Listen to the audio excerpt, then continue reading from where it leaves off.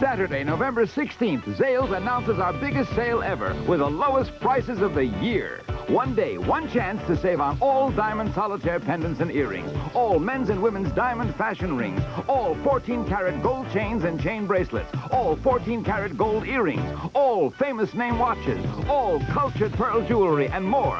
Shop Saturday for the lowest prices and the biggest selection of the year at the world's leading jeweler, Zales. There's a style in your life no one could ever deny. You're on your way to the top, and along the way, you've always known just who you are. Where you're going, you've always known it. Where you're going, it's make the love. Where you're going, it's exceptionally smooth Michelob. Where you're going, it's make the love. Low room service, yeah. Send up 2 thick T-bone steaks, medium, a couple of baked potatoes with everything on them. Yeah. 2 big bowls of tomato soup, a couple of dinner salads, one with Italian, one with French, and 2 slices of your double-layer strawberry cheesecake. Hold on a minute. You want anything? The Lincoln Hotel, Dallas. When the Cowboys stay home, they stay here. Trouble getting started in the morning? Try a real eye-opener. Zippo in the morning. With the Rude Awakening, mornings on KISS 106 FM. Now, the 10-0 season has been tough on the Bears physically. Oh, yeah. Jim McMahon is still having problems with that sore shoulder, and he did not practice today. Mike Ditka says he might play. He doesn't want to get caught saying he won't, but he did not practice today. It is hard to get a ticket for Sunday's game with Chicago. A $19 ticket selling for $250 now. Scalpers said to be getting $250 for one ticket. Now that I think about it, I do have a couple to that game Saturday. It's your chance to see Refrigerator Perry, Walter Payton, and the new Mike Ditka. Here's Jerry Orr. Mike Ditka's 4th season as the Bears head coach has been simply marvelous. A perfect 10-0. But Ditka's road to victory passed through Dallas. He spent the final 4 seasons of his pro career with the Cowboys. As a backup tight end, Mike caught 72 passes. Then Tom Landry hired him to coach the Cowboys' special teams and receivers. For 9 seasons, Ditka studied under the great professor. Well, you got to realize I spent 13 years there, and I think everything I've formulated philosophy-wise offensively came from Coach Landry, and I really believe very strongly the way he does offensively. I probably do things a little bit different because I feel that sometimes you have to bend the system to go to the players and not just try to fit every player into your system, and we've had to be a little more flexible here. Ditka was armed and dangerous as the Bears' new head coach. He arrived with Landry's playbook, but without Landry's patience. What do you do on the play? What do you do? I don't want him in there. Get him the hell out of there. Give me the regular offense in there. Chicago. Can't make a damn 2-yard play 3 times this game. And you don't want to get anybody off at you. Last season, Ditka's Bears played Landry's Cowboys in Chicago. Ditka wanted to win badly, but he was out-coached by Landry. Chicago won the statistical battle, yet lost the game 23-14. In your mind, was that the turning point? No. Next question. Did you want the timeout call right before? Yes. Next question. The ball thrown out of bounds. Yes. Next question. Mike, why did you do 2 running plays? Because we thought we wanted to. Next question. Ditka has obviously learned from his mistakes. This week, he admitted he choked last season. So this time, he's downplaying the confrontation with Landry and the Cowboys.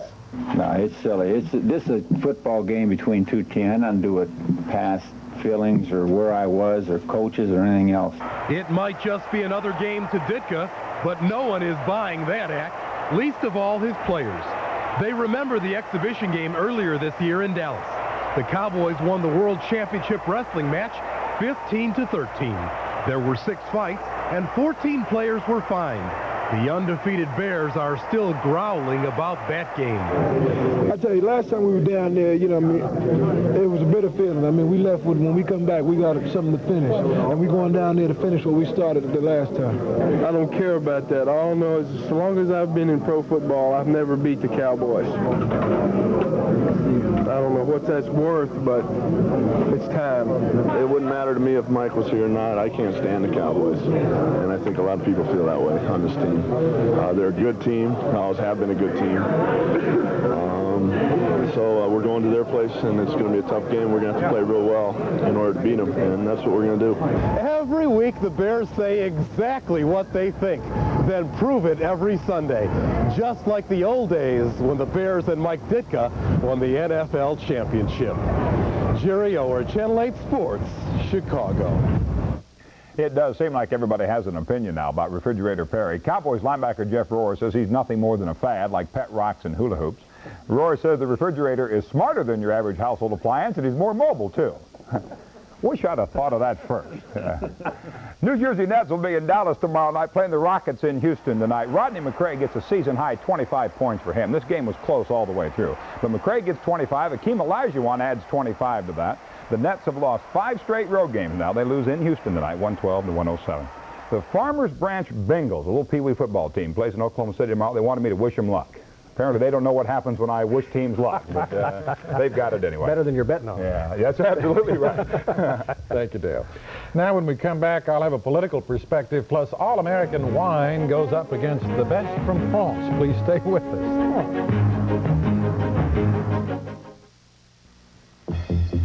It's the spirit in the air, the sound that you hear, the spirit that exists in a true pioneer. Pioneer spirit, and pioneer drive, and pioneer spirit brings your body to life. Pioneer, pioneer, be the pioneer, be the pioneer. That's the spirit of a true pioneer. If you think the only place you'll get big-name electronics is one of those high-tech stores, then you haven't been to Walmart. We have big-name electronics without the big prices. Emerson's VHS VCR with wireless remote control is an incredible value at $279.83 every day. And Polaroid T120 videotapes are 2 for only $9 every day. Then receive a $1 per tape rebate from Polaroid. Big-name electronics at small prices every day. That's Walmart. That's real savings. That's the Walmart way. It's Coslow's anniversary sale. Save 40% and more on our fabulous multi-million-dollar collection of fine furs. Coslow's anniversary sale on now. Now there are 2 ways to buy a new Buick. The expensive way or the Tyson 60th anniversary sale way. November only. In wine, there is truth, the saying goes. Well, for years, wine drinkers have been saying French wine is better than the stuff that comes from the United States. So tonight, a winemaker from California had a taste-off in Dallas to prove that his wines can keep up with the best France has to offer. This is not Miller time. The people you see here are scientists. Well, sort of. They're enophiles. That's a fancy word for wine fanatics. And they're filing into this hotel ballroom to answer the question of the decade.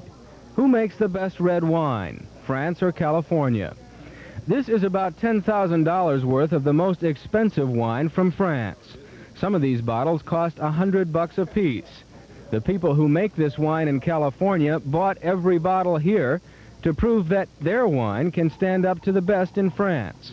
If we're successful, a significant portion of these people will go out of here thinking, hey, these people are making really nice wine, the price is fair, and I'm going to go buy it, and I'm going to tell my friends about it. If we achieve that, I'm happy. The idea is for each of 150 computer-selected tasters to select the wine they like best.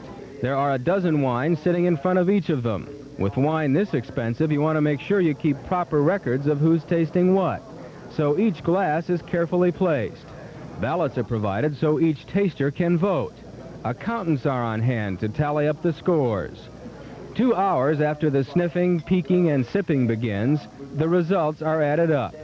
And finishing in the top in the 78 category with wine season William Hill with 222 points. The winner in 2 out of 4 categories is California.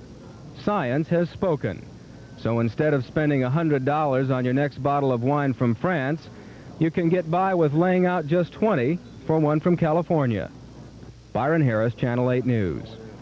And that's our report for tonight. We wish you a very good nose. Troy's forecast is calling for cooler temperatures. That front is going to be moving through overnight. He says down to about 48 degrees, possibility of some thunderstorms, 52. Not thunderstorms, but thunder showers, correct? Yeah, right. 52 degrees then tomorrow for a high. Don't look for Halley's Comet. 30 minutes from now on Nightline, the latest from Colombia, where the search continues for victims of a volcanic eruption. I'll have a perspective next on state politics. Stay with us. Good night. Night.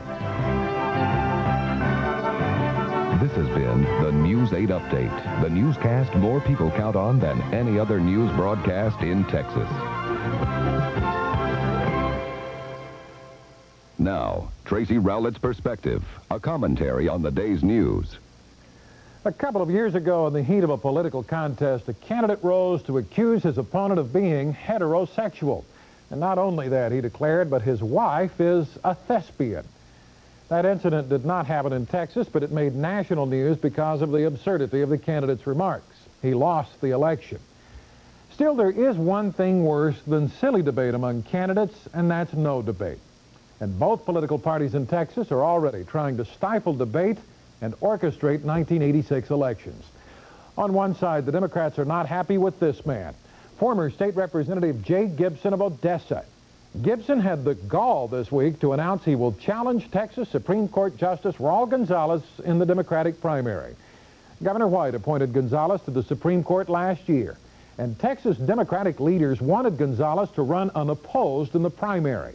It was hoped Gonzalez, as the first Hispanic seeking a statewide office, would help get out the important Hispanic vote for the Democrats next year. State Democratic Chairman Bob Slagle has been discouraging primary challenges to Gonzalez.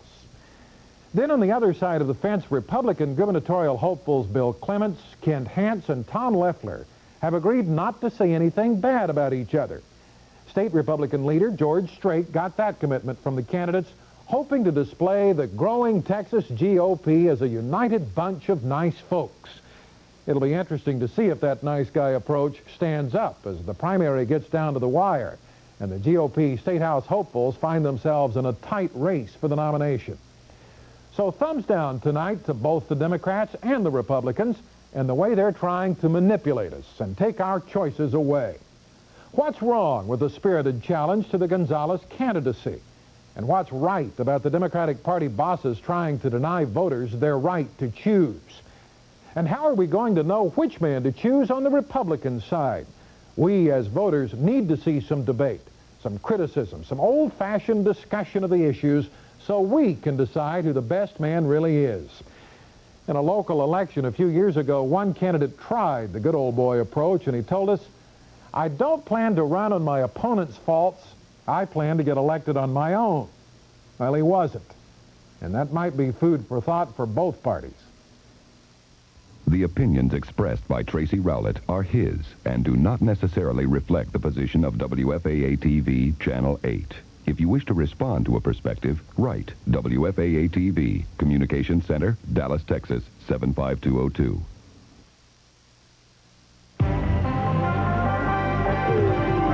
Are the 60s sweet for lemon? Was black and white colorful enough for